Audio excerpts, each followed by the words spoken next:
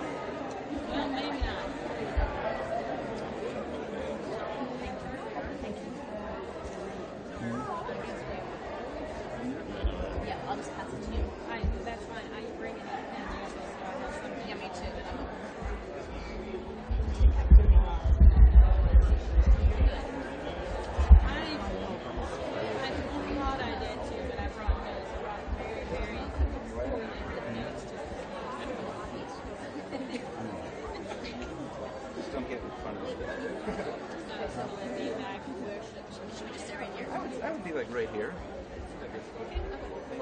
Then my car, we're gonna like, we just like skirt behind us. Yeah. I can scoot right behind you. Yeah, I can go out a little bit.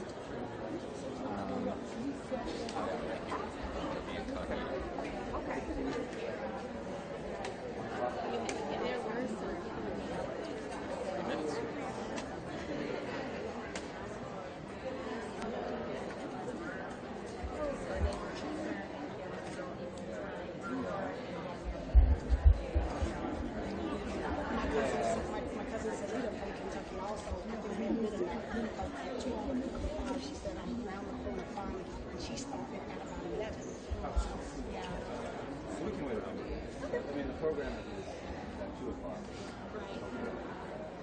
I'm John, by the way. Yeah. Can you hear anything?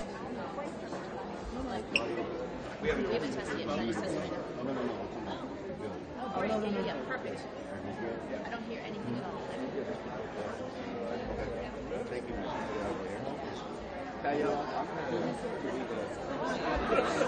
Okay, I'll look at you, John. Okay. Okay. We better go in that parking lot right beside the theater. Right beside the museum, and just walk right in on that side. Don't come around the front. Stay on that side. It's the parking that says $12. Can I look up? Sure, I'll look up. Right beside it. Okay. While I'm speaking or when they unveil? They unveil. Okay. Okay. This nice gentleman with the camera would like for you to look up for a moment when they unveil. So No. Don't pay me no attention. When they unveil, you I'll look look right at everybody. Don't right. When they unveil, you look here first, and then you go. Oh, okay. Try.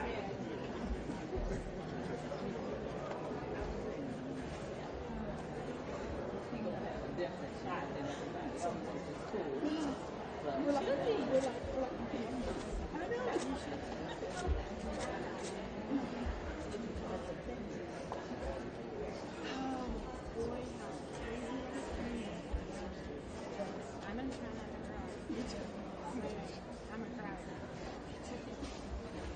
I'm passionate about this. Aren't you? Passionate about this. True emotion. Good afternoon and welcome to the museum. My name is Patty Rule. I'm the Vice President of Exhibits here at the museum. Our mission is to increase understanding of the importance of a free press and the First Amendment. And today we are honoring a pioneering journalist who fought sexism and racism in the 1940s to become the first African-American woman to cover the White House, Congress, and the Supreme Court.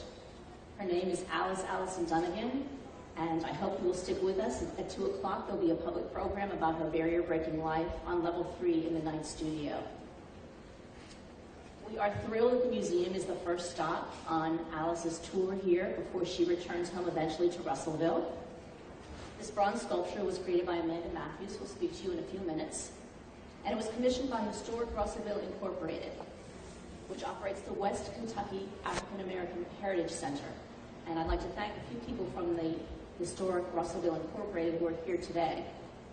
Grant Clark, Michael Morrow, Charles Marvinia Neblett, and Nancy Dawson.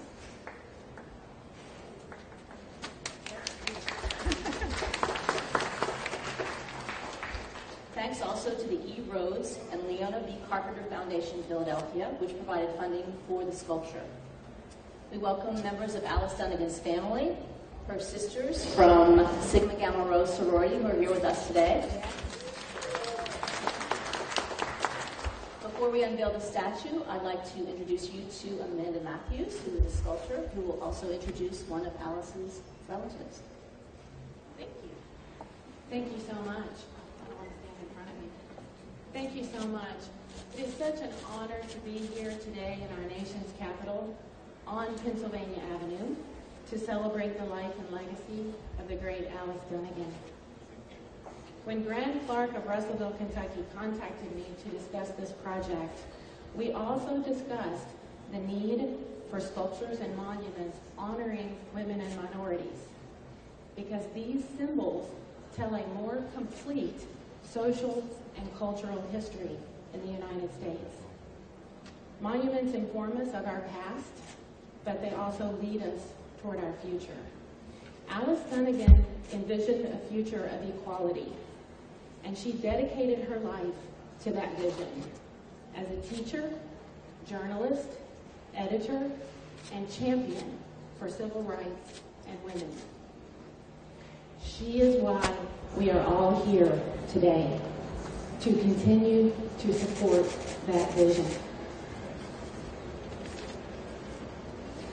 Thank you so much to everyone who's been involved in this wonderful project. So many people. Our collective purpose, the family, the citizens and community of Russellville, all the people who work with us, Graham and Michael and everyone. Our purpose for this project was to bring recognition to Alice Dunnigan's contributions to our nation. I would also like to give a special thanks to the museum, because I think they helped us share her legacy with the world. Thank you so much.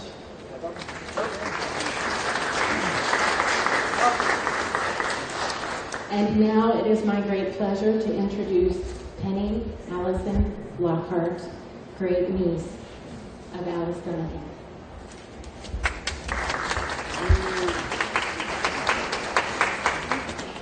Thank you very much. My name is Penny Allison Lockhart.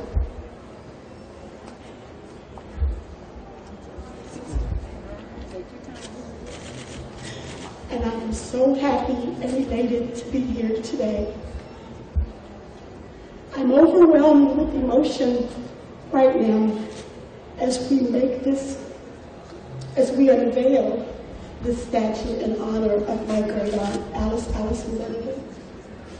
I know we've said thank you to a few people that are here with us today, but for everyone from Kentucky, Michael Morrow, your vision a long time ago is to be commended. You've never let the legacy and the life of my great aunt go. And today, her sorority sisters who are here with us, thank you for being here. Dr. Dawson, thank you. Mr. Clark, thank you. To everyone that's here today, I'm supposed to be welcoming you, but I'm so overwhelmed. I don't even, my script's not even here, because I can't. But I just want to say, thank you all for being here.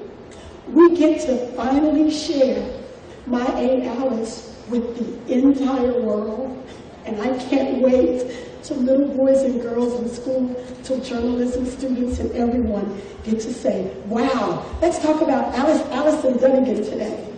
So again, thank you all for being here. I'm so happy. I'm just overwhelmed.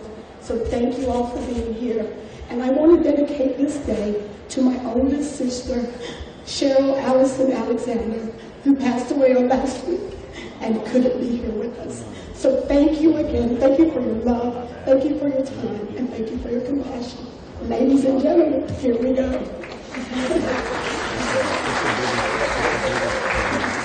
Thank you, Penny. Without further ado, please welcome Allison Dunnigan to the museum.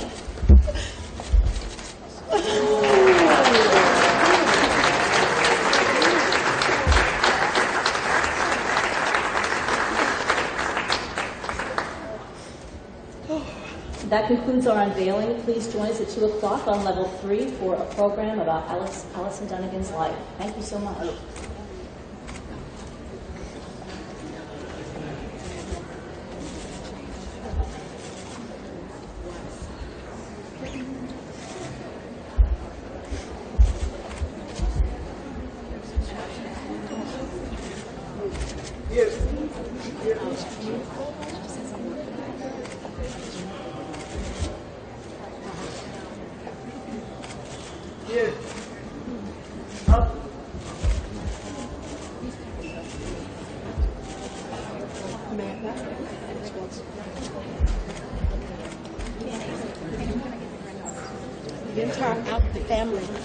Entire family.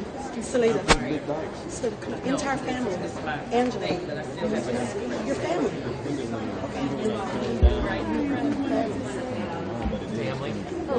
Can we have family members join us? Family members, could you join us at the statue, please?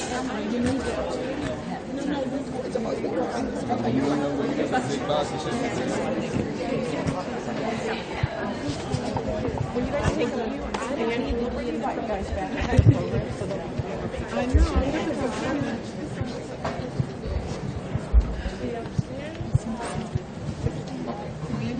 Check. It's coming through. I don't know how. Let's get a little closer. And then we need to somebody on this side. I'm going nuts.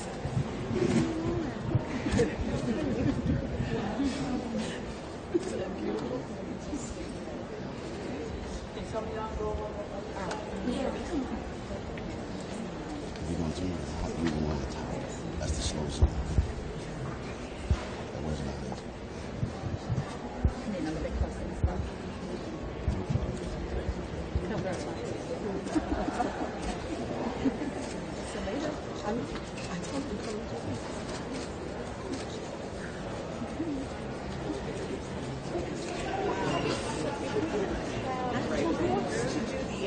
From the families side.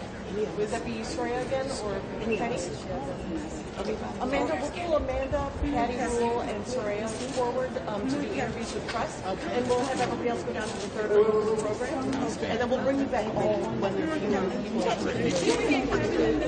Can we get Kevin he's the grandchild. He's the grandson coming, please. Would you well, he was always going downstairs. Thank you. So what, I said he had that. Well, we're going to bring the whole family back.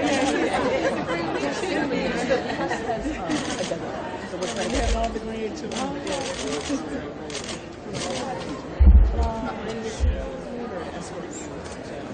And Patty, we'll bring you forward to do the interviews with the press.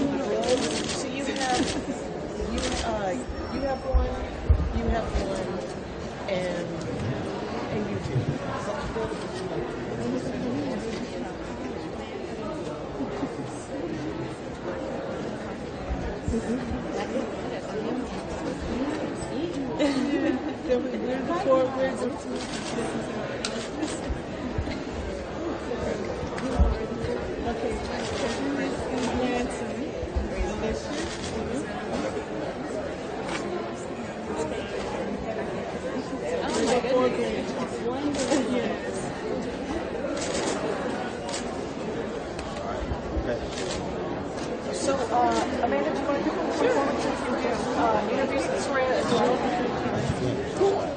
Who still needed to interview Soraya Dunnigan?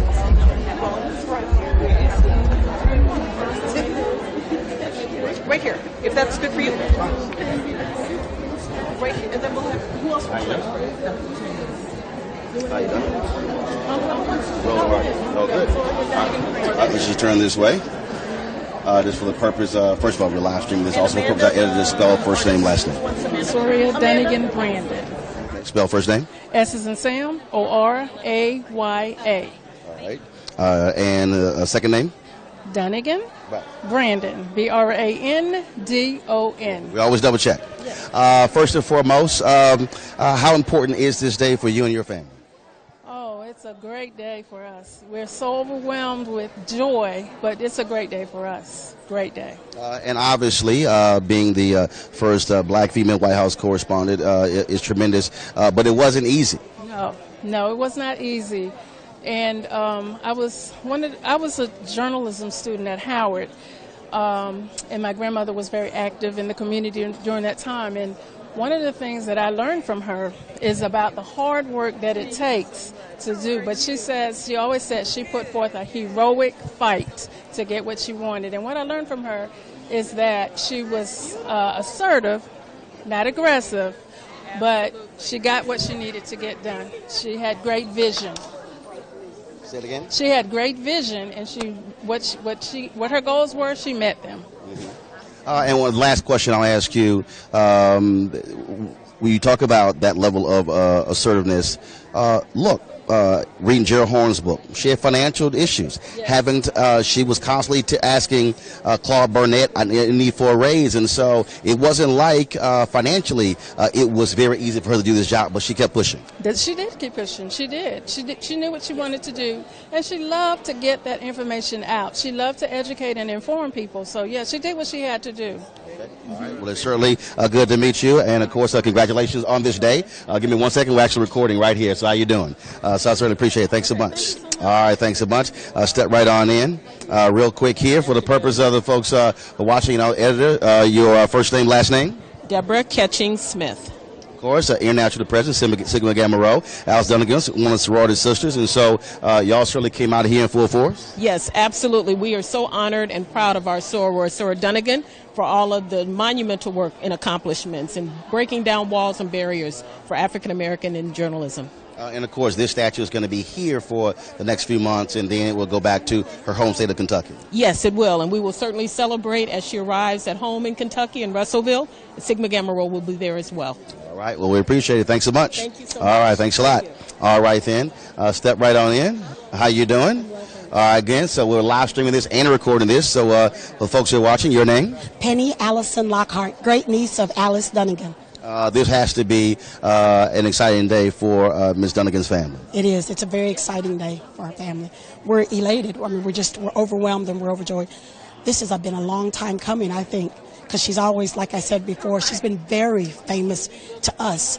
But for the journalism world, she's huge, very huge. And so tell us something that folks may not know. When you think about a lot of the men who have been working, who covered the White House, folks know their stories, but very few know about Alice Dunnigan or an Ethel Payne. Yes. Well, as a matter of fact, I remember, Mr. Martin, when I was here, when I was about 13 years old, I spent the summer with Aunt Alice. One thing she always told me, you already have 2 strikes against you because you're a woman and because you're African American. But whatever you do, don't give up the fight. And if she were here today, as humble as she was, she would not want all the hoopla. She would just want change to come. And when I see a particular news reporter now, it reminds me of her because she would ask the tough questions. And if you've ever read her book, those tough questions that she would ask, that's why they had to start submitting a few things in advance. So that's something that just stuck with me. And anything I've ever wanted to do, I knew that I could do it. Even if I were a woman and African, I knew I could do it because I remember what Aunt Alice told me when I was 13 years old. All right, then. We certainly appreciate it, and thanks a bunch. All right, thanks a bunch. Thank you. All right, then. In just a second, I'm looking for the gentleman with the museum. Looking for him, and then I'm going to do a quick interview, of course, also with her grandson. And so, all right, just give me a second here. Find the gentleman with the museum, see if he's still up here as well. There he is. He's over here. Lane's over here. So I need to holler at him real quick. This is a great niece also, Angela. How you doing? She's named after Aunt Alice. How's it going? All right, just slide right in. First and foremost, your name? My name is Angela Allison Stevens. Just your thoughts about today. Just overwhelming. We're very thankful today. We're very excited.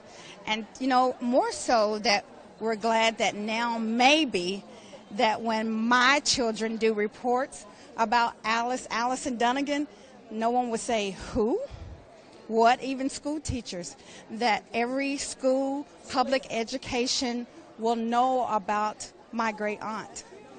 So for a while it was just the family. Black History Month would come. And those of us who worked in the black press. In the black press and journalism. And I do appreciate the media. But we appreciate that. And we hope that one day that it will be in Kentucky history books. Okay. All right. Well, we appreciate it. Thank you so very much. All right, then. Just step right on in here. How you doing? All good. Of course. Alice Dunnigan's grandson. Your name? My name is Kevin Dunnigan. Kevin, how does it make you feel today to see that sheet pulled down and that statue unveiled of your grandmother? Oh, it makes me feel fabulous. This is a great occasion. I'd like to thank everybody who's worked to make this come to fruition. I'm happy at the outcome here, and I appreciate your coming yourself, sir. Oh, absolutely. Well, somebody who's run 3 black newspapers, it was definitely important to be here. So, absolutely. So it's good to see you. Congratulations, family. Thanks a lot. Thank you, sir. All right, then. Of course, this statue was actually commissioned by a group out of Kentucky. First and foremost, slide right here and just tell folks your name. My name's Grant Clark, and I'm with Historic Russellville, Inc., and we're the ones that commissioned the statue. When did you commission the statue, and how much did you have to raise, and how long did it take? It started when I read an article online about the Sculptor and her desire to create statues of underrepresented groups. When was that? 2015. Okay. And we started, raised the money in about a year, and it's been in the works for the last 2 years. As someone who appreciates history, I mean, obviously this is one of those untold stories. I've run 3 black newspapers. We were aware of Alice Dunnigan, but a lot of folks really weren't aware of her, working with the Associated Negro Press, Claude Barnett. Folks who knew about Ethel Payne and the Chicago Defender, but Alice was one of those folks who many folks forgot. That's correct. And she's, to me, really one of those unsung heroes, but also such a teachable hero. There's so much that she did and that she accomplished that other people can relate to, her background and the steps she took, what she dealt with. So we're just thrilled to get her name out there, get her known by the country, and want to keep her in the forefront if we can. And so this statue is going to remain here for how long before it goes to Kentucky? It's going to go back to Kentucky after the end of December, and then we're going to do sort of a whistle-stop tour like she did with Truman, where she followed him on the whistle-stop tour. She's going to come back and go to different sites in Kentucky between probably February 1st and on until August. In August, we celebrate in our community Emancipation Day. August 8th is what it's called, like a Juneteenth celebration. And we're going to unveil the statue and have it placed in Russellville by then. Okay, and there's a museum that's going to be placed in there. Tell us about that museum and where it's located. Okay, our museum is in Russellville. It's called SEEK, S-E-E-K, which stands for Stories of Emancipation and Equality, Struggles for Emancipation and Equality in Kentucky. And her statue is going to be placed in a National Register district known as the Bottom, settled after the Civil War. And she's going to be outside in a park that's going to be dedicated to civil rights struggles. And then there's going to be exhibits inside the museum buildings. Okay. All right. Well, we surely appreciate it. Thank you so very much. Thanks a bunch. Real quick here, I saw Ben Chase, of course, with the NNPA. With the museums, he'd be a great interview if you Okay. want. Step in. Step in. How you doing, Doc? All right. Step in. There you go. And what's your name? Michael Morrow. Michael Morrow. Spell last name. M-O-R-R-O-W. All right, then. And your involvement with the museum? Yes, I've done a lot of research on Miss Dunnigan. About 30 years ago, her great-nephew gave me a book on her. I didn't know nothing about her, Nobody knew a lot about her, and after I read that book, it just blew my mind. So I started doing research and trying to get people to know who she was. And as you were doing that particular research, first of all, you from Kentucky? From Russellville. Okay, and then all of a sudden you realized, whoa, this is a homegirl from our state. Well, she was from our city, and we didn't know nothing about her. And she'd done all these things. She'd met all these famous people. She'd been with King, A. Philip Randolph. She'd been with Kennedy, Johnson, but nobody knew nothing about her. So I thought it was important that people find out who she was and what she'd done to help, change our nation. And now with this statue, and then returning back to your home state, what is next? Well, we're going to try a lot of programming to educate young kids especially as to who she was. We're going to do a new exhibit on her. We're going to do a lot of things that inform people to her contributions to the nation and our community. Okay. All right, well, we certainly appreciate it. Thank you so very much. All right, then. I'm going to pull in right now Sonia Ross. She doesn't know it. Sonia, get over here. Sonia, get over here. Sonia, of course, has covered the White House. And so, yes, obeying command. And so, Sonia, you and so many others have followed in this woman's footsteps. Yes, I have. Literally. I was reading her book, and she talked about her first day as a White House reporter, waiting at the Northwest Gate to get in. And it brought back memories of my first day waiting at the Northwest Gate to get in. My first day as a White House reporter was September 11th, 1995. And you know what happened on September 11th, 2001. So to have both of these events pegged to that special day just was adding to the luster of what people like Alice and Ethel Payne and all of our predecessors, all our sister predecessors at the White House did for us. And on that point, a lot of people knew about Ethel Payne because of the Chicago Defender. Because of, not only that, when one of those historic civil rights bills was signed, it was Johnson who gave Ethel Payne one of those pens. But a lot of folks didn't know about Alice Dunnigan because the Defender obviously was far more well known than the Associated Negro Press. Correct. And not only did they not really know about her, they didn't know what she was doing and what she was going through in order to pursue this career. A whole lot of what Alice Dunnigan did, she did on her own. She did with virtually no support from her employer. She did it in the face of chauvinism, active, very virulent chauvinism, in addition to the sexism and racism. So she was special in that regard. And she opened the door for Ethel Payne. She made a lot of really amazing coverage happen. She spent 2 years being shut out by the president. He wouldn't answer her questions. And how familiar is that today? So we owe a lot to Allison Dunnigan. Yeah. All right. Sonia, I appreciate it. No, we good. Okay. Good. I appreciate it. Thanks a bunch. Right now, we're going to have a conversation with the sculptor. I need to, she's still doing an interview? Okay. All right, then. Okay, so we'll chat with the sculptor in a moment, and also I'll chat with Ben Chavis. Of course, he is with NNPA, National Newspaper Publishers Association. And again, for a lot of folks, a book you've heard me talk about. It's a book on Claude Barnett and the Associated Negro Press, written by Gerald Horne. The book is on Claude Barnett, but it talks a lot about Alice Dunnigan in that book and what she had to go through and what she had to deal with, including, of course, fighting hard just to even get paid by Claude Barnett, and then that really wasn't the case. And so that's just one of the things that we're doing here. And so what we're going to do in a second, yes. Huh?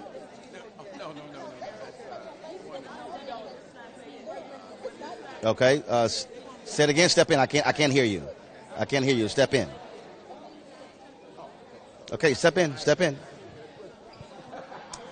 I got it. Is her your name? Charles Neblett.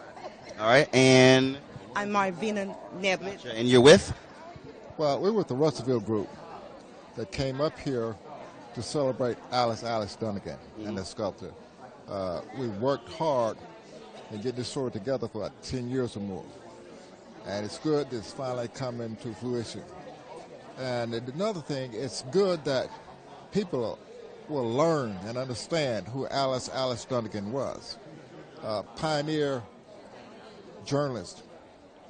And all the things she had to go through in the 40s in order to be a first female White House correspondent and hang in there. And I got a chance to interview her after she had retired. And she let us know the things that she had gone through and things that she had changed. So I think this is wonderful. This is a great day, for a lot of people to know who Alice Dunnigan was. I didn't have anything to say except we're excited for being here and supported, and I appreciate all the work that has been done for us to make this happen. We surely appreciate it. Thanks so much. All right, then also, of course, the museum. And so grab one of the folks with the museum. And the, Hold on one sec. What? All right, so in a second, folks, we'll talk with the museum curator here at the museum, but also the person who actually sculpted this bronze statue of Alice Dunnigan. There is a book that is actually on Alice Dunnigan, and then I'm going to pull up in a second. I have a copy of that book, and actually it was a book that Alice Dunnigan actually wrote that is very hard to come by. I was just looking the other day, and it cost about $245 to get a used copy of that particular book. But there's another book that was done on her. I'm going to pull that book up in just one second, where you can learn more about her, where what an author did was actually took a lot of the things that were in her book and then did additional reporting around that book. And so I have a copy of that book, and plus the one Ethel Payne did as well. They were the two black women who were most involved in covering the White House in the 40s, 50s, and 60s. Now, Alice Dunnigan's book is called Alone Atop the Hill, the autobiography of Alice Dunnigan, pioneer of the national black press. And so that is that book there. And so, and like I say, in a second, we're going to talk with the museum curator here. To get her thoughts about this and what it means. So she's being interviewed right now. I also see Ben Chavis, of course, who is head of the NNPA. He's been interviewed right now, and so we could try to grab him as well. And so, so looking to grab them right now. There are a number of other folks who are here. Like I said, a number of women of Sigma Gamma Rho are here, in addition to National Association of Black Journalists. Of course, I'm a vice president, digital, and we also have of course, other board members here representing as well. And so that's what's happening here. And so here's the deal. After we leave here, we'll go downstairs. It's going to be a 30-minute program that's going to be discussing more about Dunnigan. We're going to be, of course, live streaming that as well, plus recording that. And then we'll have a roundup of this also on Roland Martin Unfiltered. And so coming over right now is Ben Chavis. Of course, he runs the National Newspaper Publishers Association. And so, Ben, step right on in here. And so, Ben, here we go. Glad to see you here. Oh, yeah, and obviously an important day not only for Alice Dunnigan, her family, the state of Kentucky, but also for the black press. She was one of the pioneers working with the Associated Negro Press. Absolutely. And because of her courage, because as you know, when Alice Dunnigan was here in Washington, things were not favorable toward black journalists. So she was a freedom fighting journalist. She had great courage, and that inspires the NNPA today. I think we need to raise up a new generation of freedom fighting journalists like you, Roland. I think that sometimes in our desire to get into the system, in our desire to get into the industry, sometimes we compromise our blackness. Alice Dunnigan never compromised who she was and what she was for the black community. All right. Ben, always appreciate it. Thanks a bunch. All right. Thanks a bunch. And again, we're getting one of the officials of the museum. Okay, you need to stand right next to her and pull her over. So, so again, you see a lot of folks. So you see folks with Sigma Gamma Rho there behind me. They're actually taking photos here as well. And so we're going to be grabbing again one of the officials with the museum. And so, as you heard earlier, so this statue is going to be here at the museum through the end of December. And so it's going to be in this particular place. You can't see it right now, but there's a sign right there as well that says it on the floor down here. You can't see it as well. It says, "Come take a selfie with a pioneering journalist." And so that's down there right now. And so again, what I'm waiting on right now is to chat with the curator of the museum to get a chance to talk to her as well. How you doing? And so that's what I am waiting to get. And then we're also looking for the sculptor.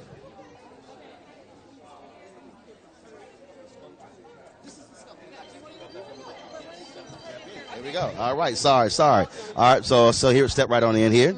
Okay. First and foremost, your name? Amanda Matthews. Amanda, and you're the sculptor of this bronze statue. Yes, I am. Where did you, first and foremost, take the image from to create this with? We loosely based the sculpture on the iconic image of Alice Dunnigan standing on the Capitol steps holding the Washington Post newspaper, because we felt like that conveyed to the world her national accomplishments and her national presence. So you say you loosely based. So what else did you do to modify it or to change it and to make it unique? Well, we made sure that she was standing somewhat contrapposto, because that's typically the stance that they give sculptures of men. And we wanted to bring her head up a little bit because she was looking down the steps in the sculpture, and we did not want her to be looking down. In that photo, the photographer was down. She was looking that way to shoot up for the Capitol. Exactly, and we did not want her to be looking down in the sculpture. We wanted her to be looking up, just like the visionary that she absolutely was. And first of all, how long have you been a sculptor, and what was particularly special about this piece of work? Oh my goodness. I've been a sculptor for about 15 years and the CEO of the Prometheus Bronze Foundry since 2009. But more importantly, this project has been absolutely just a highlight of my life, really. This sculpture is so significant because of Alice Dunnigan's accomplishments primarily, but because there's also a dearth of sculptures honoring women and minorities throughout our country. And we need to have those symbols to inspire our youth and to tell the story of our history, socially and culturally, and to lead. All right, then, Amanda, we certainly appreciate it. Thanks a bunch. Great job. All right, then. Right now, I appreciate it. I'm going to pull over here the curator, of course, with the museum. Step this way. How you doing? Let's slide this since they're taking the photo there. Okay. First of all, we're recording and live streaming. So, your name? It's Patty Rule. All right, Patty. And, of course, this was obviously commissioned in Kentucky for a museum there. Why did the museum want to make sure that it was unveiled here? Well, we were thrilled to get this opportunity from Historic Russellville Incorporated to unveil Alice Dunnigan here. Our mission at the museum is to promote the importance of the free press and the First Amendment.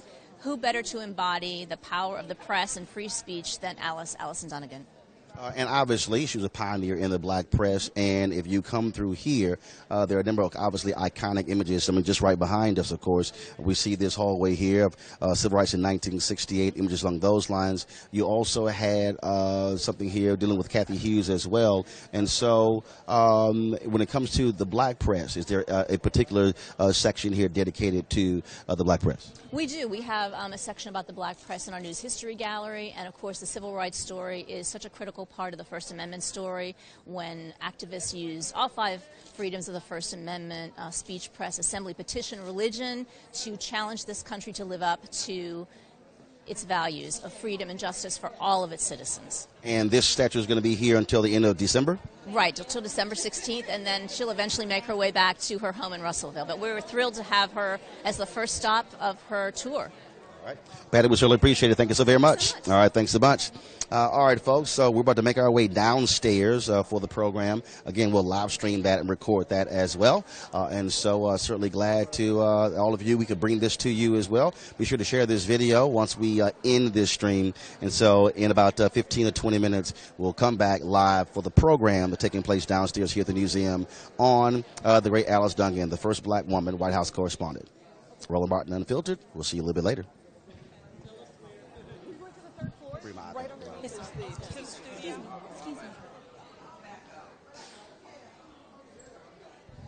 Do you want me to break this down? Do you want me to break this down?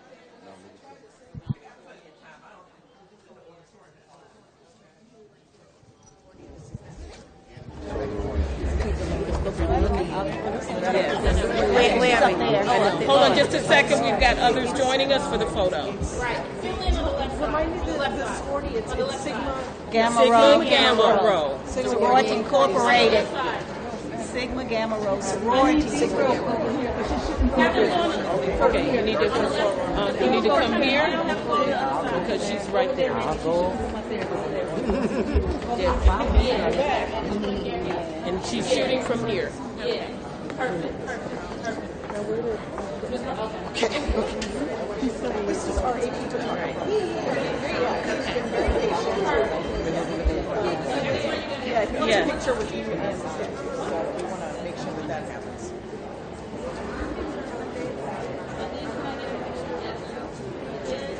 I can. Yep, absolutely.